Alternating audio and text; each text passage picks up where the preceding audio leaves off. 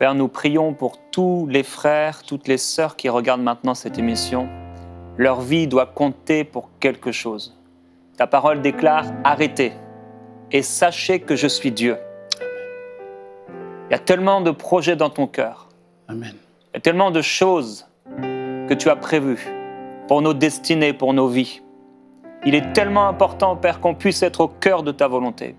Tellement important qu'on puisse faire un état des lieux, savoir si nous sommes en train d'accomplir ce que tu nous as demandé de faire. Amen. C'est pourquoi je priais, Père, avec amour pour mes frères et mes sœurs, avec passion pour eux, Amen. pour que tu puisses illuminer les yeux des cœurs pendant cette semaine. Que tu puisses en cette journée ouvrir leur intelligence. Amen. Pour ceux qui regardent en cette soirée, Seigneur, pendant cette nuit, leur parler par un songe. Amen. Leur donner dans leur témoignage intérieur la conviction qu'ils sont en train de faire la bonne chose. Ou au contraire, l'illumination, la révélation que quelque chose ne va pas. Merci parce que tu parles encore et tu as tellement de façons de parler. Tu parles tantôt dans un rêve, tantôt dans un songe, tantôt par une parole de direction, tantôt par la bouche d'un frère ou d'une sœur. Merci parce que tu es un Dieu qui parle. Tu ne nous laisseras pas et tu ne nous as pas laissés orphelins. Tu ne nous laisseras pas dans la confusion. Amen. Merci parce que tu viens, même au milieu des ténèbres, éclairer avec ta lumière forte et puissante. Tu nous apportes la révélation. Merci parce que tu déclares que ceux qui te suivent, tes serviteurs, seront dirigés par le Saint-Esprit. Merci parce que tu es avec nous. Je te glorifie, Jésus-Christ. Merci. Merci parce qu'il y a des étapes. Merci parce qu'il y a des phases. Merci parce qu'il y a des saisons.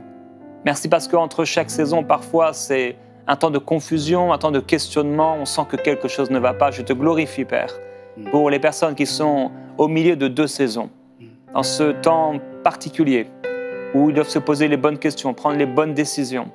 Merci parce que la gloire qui est à venir sera encore plus grande que celle qu'ils ont vécue jusque-là. Amen.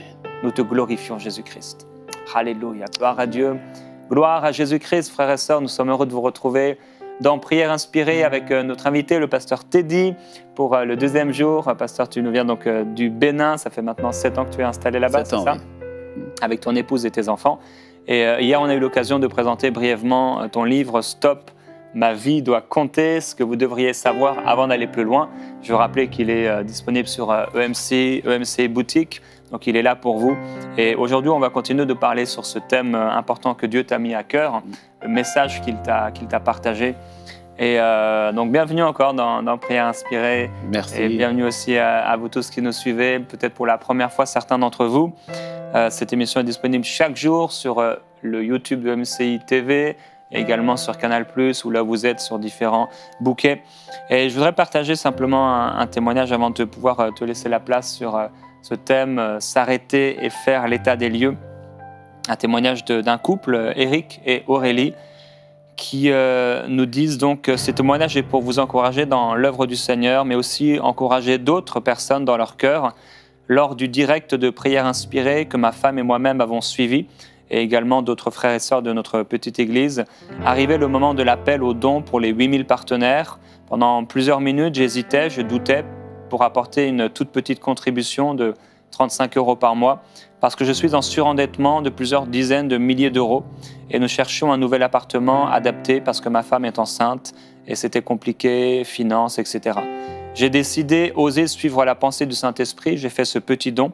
J'ai même sauté de joie quand je l'ai fait. Bref, le lendemain, le vendredi, est parti un courrier que j'ai reçu le samedi de la Banque de France en réponse à un dossier déposé quelques mois auparavant, m'indiquant qu'ils allaient tout simplement effacer toutes mes dettes. Le lundi, nous avons pu visiter un appartement.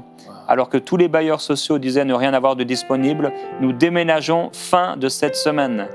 Malgré mon hésitation, nous avons donné avec joie pour le Seigneur sans attendre rien en retour. Mais lui nous a quand même répondu et nous a fait grâce. Dieu est grand. Merci pour votre lecture. Soyez bénis encore et encore. Nous glorifions le Seigneur Jésus-Christ. Effectivement, lorsque nous donnons à Dieu d'un bon cœur, il est un bon Père. Il n'oublie rien de ce que nous faisons pour lui. Et vraiment, Eric, merci avec Aurélie de nous avoir partagé ce témoignage. Et pendant le live, d'ailleurs principalement le deuxième live, je voyais à la fin, et je n'ai pas pu en parler, on a dû s'arrêter, mais des couples qui se mettaient ensemble pour pouvoir apporter ensemble, des couples qui devaient s'unir.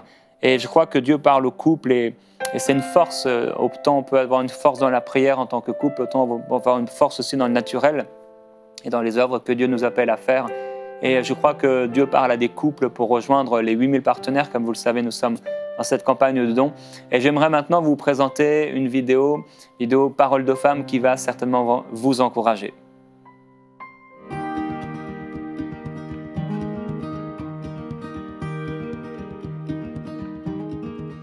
Eh les filles, est-ce que vous réalisez que ça fait déjà plus de 4 ans qu'on a commencé les émissions Paroles de femmes sur ce décor avec toi Mathilde, et il y avait aussi Anne et Yveline. Et j'en profite pour te souhaiter la bienvenue à toi Magali, la dernière arrivée parmi nous.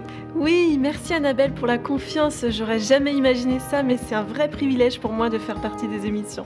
Mathilde, est-ce que tu te souviens des premières émissions? Ah oui, c'est comme si c'était hier. Vraiment, ça m'a sorti de ma zone de confort, mais franchement, je suis très heureuse d'avoir relevé le défi. Pour ma part, c'était un nouveau concept, un talk show avec des femmes, ambiance salon, c'était vraiment innovant. Moi, je regarde Paroles de femmes depuis le tout début et vraiment, je suis trop bénie. Eh bien, figure-toi Nadine que tu n'es pas la seule parce que nous avons reçu des témoignages de nombreuses femmes de toute la francophonie.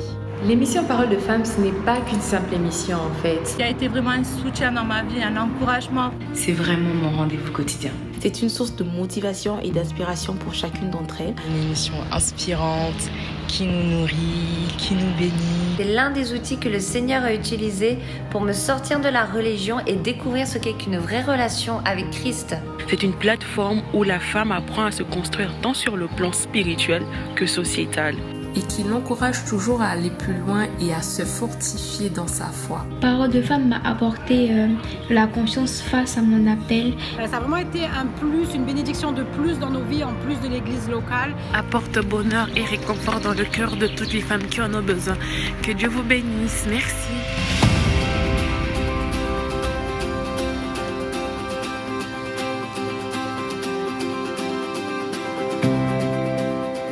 Et voici le bâtiment que MCI aimerait acheter. Il est 10 fois plus grand que celui qu'on a actuellement. Il y aurait de la place pour faire un grand studio avec du public. Toutes les émissions aussi auraient de la place pour des nouveaux décors. Et bien entendu, Paroles de femmes aurait un nouveau plateau. Le monde des médias ne cesse d'évoluer et Paroles de femmes a aussi besoin d'aller à un nouveau niveau d'excellence. Tout d'abord en changeant son décor, mais aussi en proposant un nouveau concept, plus frais, plus actuel, plus dynamique. Car des femmes ont besoin de recevoir ce que vous avez reçu au cours des dernières années. EMCI, c'est aussi des conférences sur le terrain. Imaginez toute l'équipe de Paroles de femmes dans votre ville pour une réunion de puissance. EMCI, c'est aussi une académie entièrement gratuite qui regroupe les meilleurs enseignants de la francophonie pour votre croissance spirituelle. Alors si vous voulez faire partie de cette grande vision, devenez aujourd'hui un des 8000 partenaires d'EMCI. Dès maintenant, donnons pour faire entrer EMCI dans une nouvelle saison. Pour faire votre don, rendez-vous sur emcitv.com/8000. Gloire à Dieu, j'espère que vous avez apprécié ce clip. Moi, pour ma part, ça fait la deuxième fois que je le vois. Il est vraiment super et on sait que vous êtes beaucoup de femmes à suivre nos émissions, beaucoup de femmes également à prier avec nous et nous vous bénissons. Nous bénissons toutes les personnes, déjà plus de 5000 personnes qui ont répondu à cet appel et qui sont devenues partenaires mensuels. On remercie Dieu pour toutes celles qui vont rejoindre les 8000 partenaires. Vous êtes peut-être l'une de ces personnes. On veut vous dire un énorme merci parce que grâce à vous, l'Évangile peut être diffusé partout dans la francophonie. Gloire à Dieu. Alors, Pasteur Teddy, aujourd'hui, on veut continuer un peu dans le thème d'hier, s'arrêter et faire l'état des lieux. Comment on peut faire ça? Ah oui. La question de l'arrêt est importante, comme on le disait hier. Ici au Canada, on a beaucoup de panneaux arrêt, de panneaux stop. Et ne pas s'y arrêter peut être cause de beaucoup de dégâts. Et dans notre marche avec Dieu, il est important. Je pense même, de la même manière qu'on a plusieurs parfois panneaux stop sur le chemin, il est important de les discerner et de faire une pause. Comme hier, je l'ai abordé rapidement en disant qu'on peut vite être emballé dans un rythme, dans une forme de routine, et sans s'en rendre compte, faire un hors-piste ou encore un hors-sujet. Je ne sais pas pour toi, mais ça m'est déjà arrivé de faire un hors-sujet lors d'un examen. Et ce qui est terrible, c'est de remarquer qu'on est à 40 minutes de la fin de la composition et de dire, mais en fait, non, mais qu'est-ce que j'ai fait? J'étais pas dans la bonne direction. Et il y a tout un stress qui monte comme tel. C'est une expérience qu'on n'a pas envie de revivre souvent. Mais un examen pour une composition, c'est une chose, mais lorsqu'il s'agit de notre propre vie, il est important de s'arrêter, qu'il n'y ait pas de hors-sujet à la fin de notre vie. Et donc le fait de s'arrêter, c'est de se poser les bonnes questions par rapport aussi à la construction que nous faisons. Je prends l'image de la construction parce que dans la vie, tout le monde construit. Nous construisons nos relations, nous construisons un foyer, un mariage, construisons notre carrière, notre ministère. Nous construisons beaucoup de choses, en fait. Tout le monde est en mode construction d'une manière ou d'une autre. Même celui qui dit ne pas construire, construit quelque chose. Un tas de ruines. Mais il construit quand même. Donc c'est important de savoir, en fait, OK, le plus important, ce n'est pas le fait de construire. C'est à la portée de tous. Le plus important, c'est de savoir qu'est-ce que je construis, comment je construis, sur qui ou sur quoi est-ce que je construis. Nous avons la parabole du Seigneur dans Luc 6, où il parle des deux personnes qui construisent. Il dit, voici celui qui entend mes paroles, les met en pratique. Il est semblable à quelqu'un qui construit sur le roc. Il a creusé profondément et il a établi sa maison sur la bonne fondation. Quand la tempête est venue, la maison a subsisté. L'autre a construit sur le sable, celui qui entend mes paroles, mais ne les met pas en pratique. Il construit sur le sable. Et lui aussi, il construit quelque chose. Alors c'est intéressant parce que les deux construisent. Et lorsqu'on passe, on va dire, il y a deux constructions, il y a deux maisons, mais il y a un fondement qui est différent. Ce n'est pas tant la construction, c'est pourquoi, comment et sur quoi, ou encore sur qui est-ce que nous construisons comme tel. Et donc c'est important de s'arrêter, de faire des point check, des checkpoints à chaque instant, de se dire, est-ce que je suis toujours sur la bonne voie? Tu as fait dans la prière hier, j'ai aimé, tu as cité un des passages qui me revient le plus souvent, la prière de David, sonde mon cœur, ô Dieu, et vois si je suis toujours sur le chemin de l'éternité. Parce qu'au fait, le prophète Jérémie, je pense que c'est ça, la question de faire le stop, il faut s'arrêter et se projeter.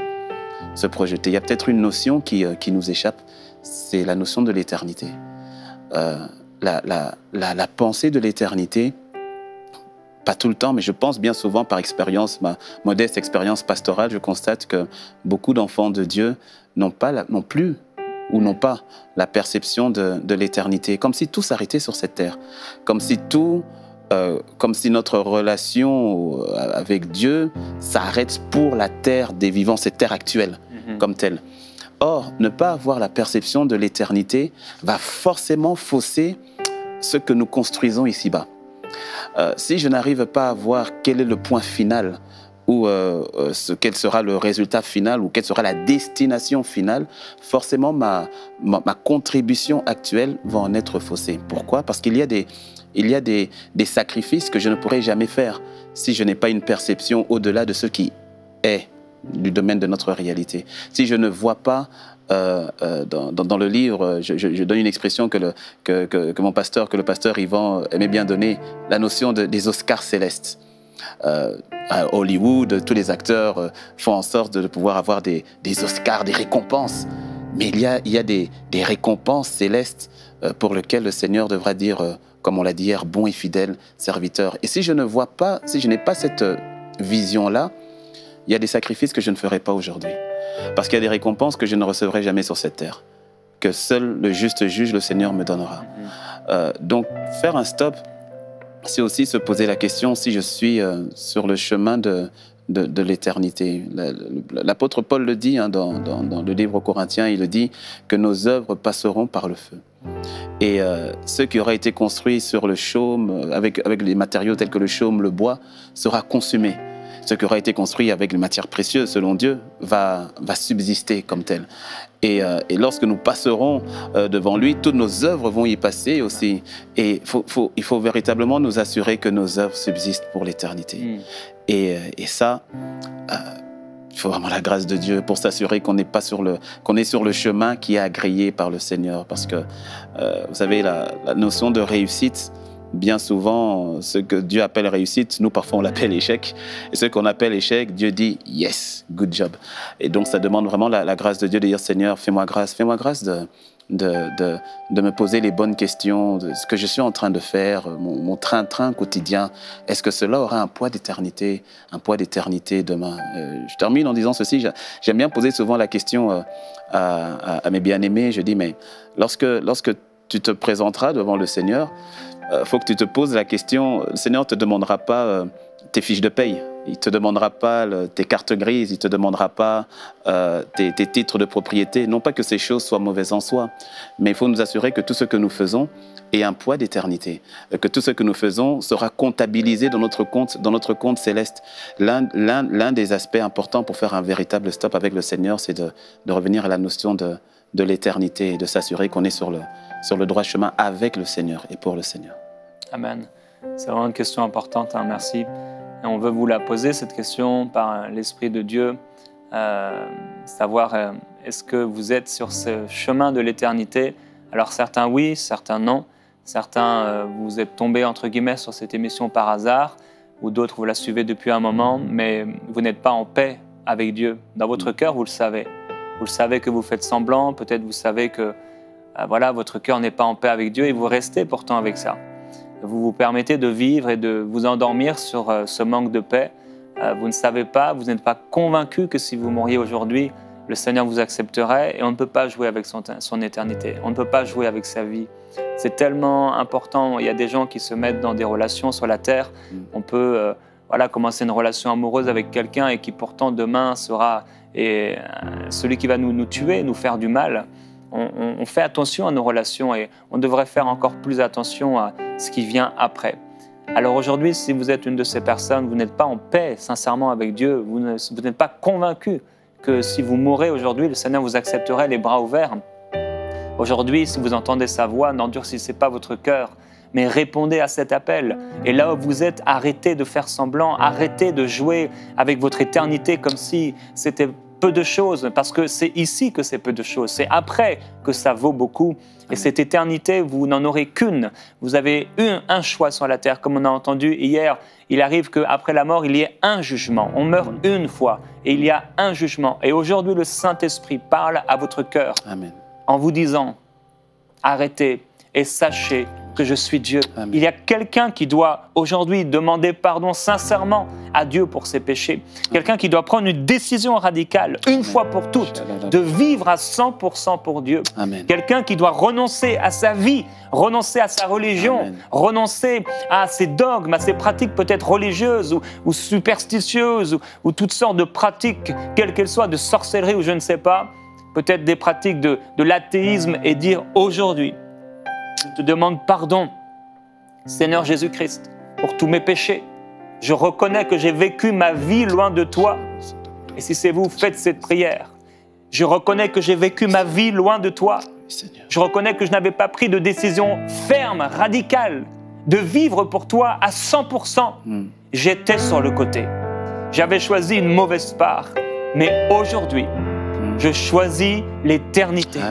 Aujourd'hui, je choisis de me soumettre à toi, Seigneur Jésus. Aujourd'hui, Jésus, lave-moi. Lave-moi par ton sang. Purifie mon cœur. Purifie mon esprit. Purifie ma vie. Deviens mon sauveur, mon Seigneur. Je suivrai tes pas. Je ne sais pas qu'est-ce qui va se passer. Je ne sais pas comment ça va se passer. Mais je dis oui à ta volonté. Je dis oui, Seigneur Jésus-Christ. Je veux être maintenant ton enfant. Ta brebis, te suivre comme une brebis suit un berger. Je veux te suivre. Je veux te suivre. Je veux que tu sois maintenant mon Seigneur, celui qui dirige ma vie. Alléluia. Et selon ce que vous avez dans le cœur, continuez de prier là où vous êtes. Il y a plusieurs personnes aujourd'hui qui sont en train de naître de nouveau. L'Esprit de Dieu vient dans votre cœur maintenant.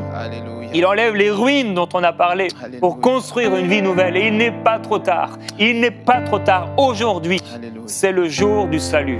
Aujourd'hui, c'est le jour de votre repentance. Alléluia. Et même si pour un temps, en ce moment, certains pleurent, certains ressentent une tristesse terrible, comme s'il leur était impossible d'être sauvés, mais Dieu dit c'est possible. Ce qui est impossible aux hommes est possible à Dieu. Et il vous sauve maintenant par sa grâce, par son amour. Et il va construire en vous une nouvelle vie. Ce qu'il avait déjà écrit, déterminé à l'avance. Il n'est pas trop tard pour y entrer. Alléluia. Vous allez y entrer parce qu'il vous aime d'un amour éternel. C'est parce qu'il vous aime qu'il a envoyé Jésus-Christ mourir à votre place. Jésus a porté vos péchés sur lui, à votre place. C'est pour ça que vous pourrez, parce que vous lui demandez pardon sincèrement maintenant, vous présenter devant lui sans être jugé d'un jugement qui vous amènerait dans une éternité loin de lui. Mais elle vous amènera, ce jugement vous amènera dans une récompense éternelle. Alléluia. Gloire à Jésus-Christ. Alléluia. Si vous avez fait cette prière de tout votre cœur, on vous encourage à nous contacter si vous le souhaitez, ou en tout cas à vous procurer une Bible et à commencer à lire la Bible chaque jour, à passer un temps à prier chaque jour et à rejoindre une église locale. Le Saint-Esprit, le Seigneur va vous diriger vers une bonne église, une maison spirituelle où vous allez pouvoir être édifié et fortifié. Amen. Gloire à Jésus-Christ. Gloire à toi. Alléluia. Alléluia, Seigneur. Merci, Seigneur. Alléluia. Merci. Père, merci, merci, Père. Merci. Merci. Merci. Merci. Tant de personnes qui suivent actuellement et qui reviennent à de meilleurs sentiments vis-à-vis du Seigneur. Amen. Tant de cœurs qui reviennent totalement à toi, Père, par ton Fils Jésus.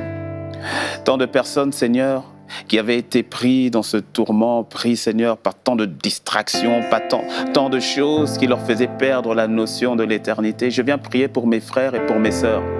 Pour mes frères et pour mes sœurs qui te connaissent, mais dont le cœur, quelque part, s'est éloigné de la réalité de ta personne, de la réalité de l'éternité. Seigneur, merci, parce que tu emmènes par ton esprit. Tu emmènes par ton esprit chacun, chacune à s'arrêter devant toi, à entendre le son de ta voix. Celui qui est en train de persévérer sur ce chemin qui n'était pas le tien. Celui qui est en train de glisser sur ce chemin de la tentation et de se retrouver loin de toi, dans le péché. Celui qui avait commencé faiblement, mais qui commençait à être embourbé, Seigneur, dans le péché. Père, je prie ta grâce maintenant, la capacité que tu donnes à mon frère et à ma sœur d'entendre le son de ta voix, de se ressaisir, de s'arrêter, de revenir à toi, de revenir complètement et totalement à toi. Père, Seigneur, je viens souffler par ton esprit une résurrection dans l'esprit de mon frère, de ma sœur, une résurrection là où les choses étaient éteintes, là où les choses étaient arrêtées.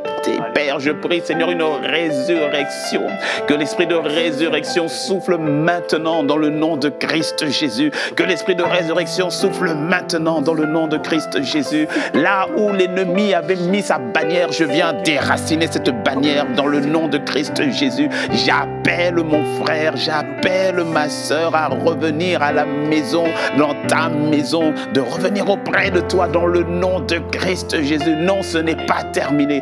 Tant que tu n'as pas dit que c'est terminé, ce n'est pas terminé. Seigneur, merci pour les destinées qui reviennent à toi. Merci pour les cœurs qui reviennent à toi. Merci pour la grâce que tu déposes sur tes enfants.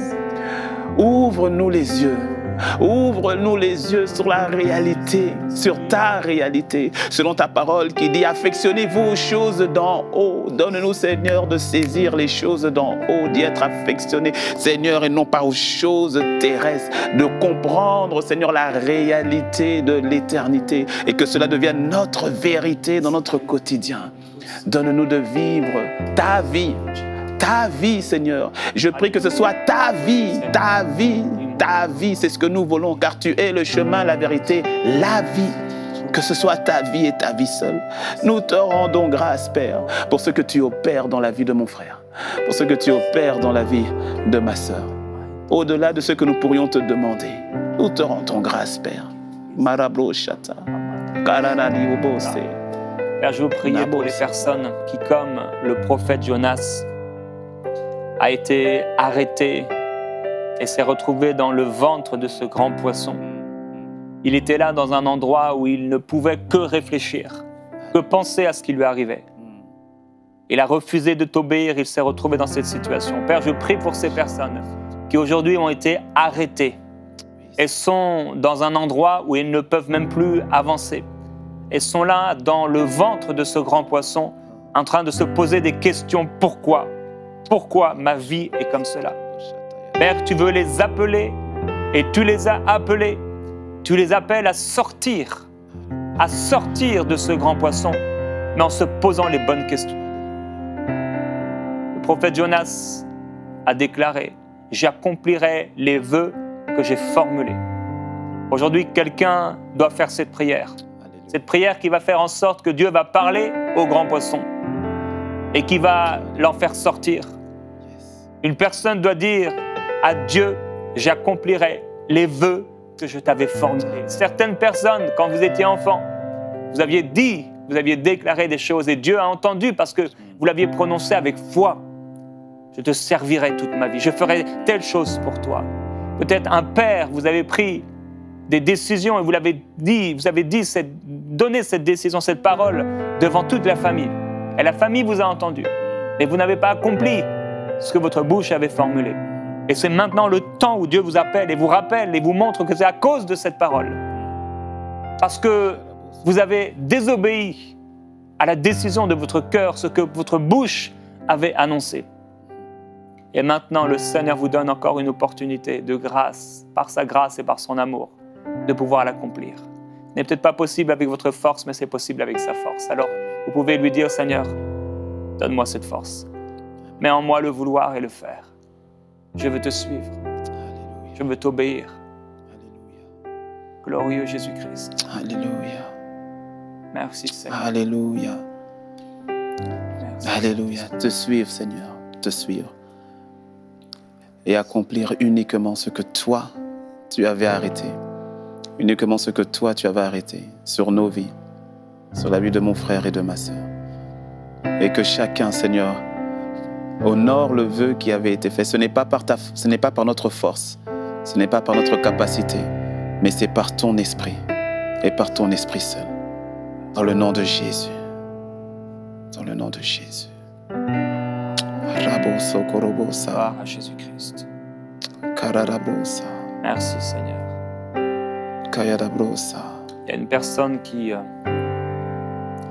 utilise les gens, instrumentalisation. Tu utilises les gens constamment et tu les utilises comme tu pourrais utiliser des objets. Et le Seigneur te demande maintenant de te repentir, d'agir ainsi avec les autres. Les autres ne sont pas des objets. Jonas n'avait pas le cœur pour le peuple. Il n'avait pas le cœur pour Ninive, pour les gens de Ninive.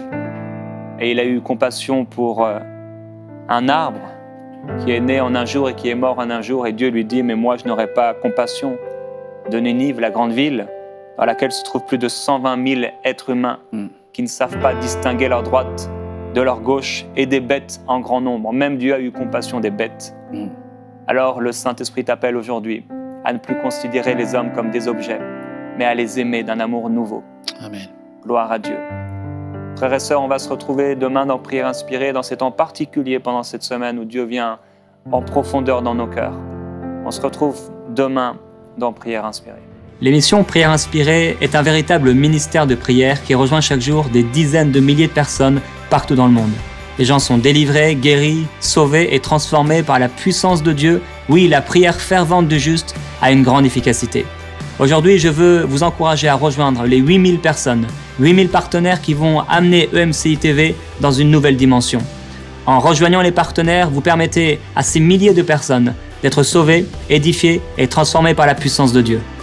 Dès maintenant, donnons pour faire entrer EMCI dans une nouvelle saison. Pour faire votre don, rendez-vous sur emcitv.com/8000.